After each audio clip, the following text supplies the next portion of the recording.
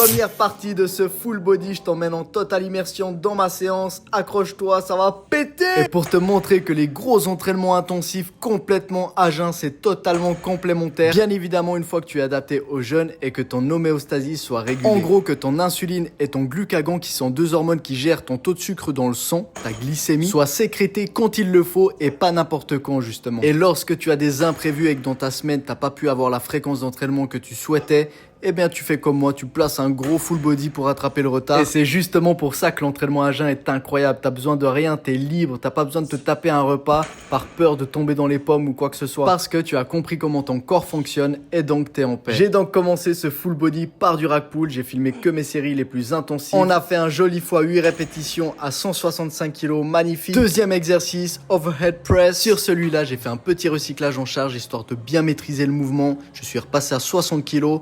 J'ai validé x 8 répétitions, on va repasser à 62,5 la prochaine fois. Les petits recyclages, les petits ajustements sont toujours nécessaires. C'est aussi pour confirmer que tu maîtrises bien tes barres, pour mieux repartir et pour aussi savoir où tu te situes au niveau de ta progression. Le fait de baisser la charge quand c'est nécessaire n'est jamais de la régression. Au contraire, c'est une grosse performance psychologique, le fait de mettre son ego de côté et de travailler sa technique, car ça passe avant tout. Et on termine cette première partie de ce full body avec de la traction supination à 30 kg, 1 x 6, nickel. Et on se rejoint dans la partie suivante. À la prochaine!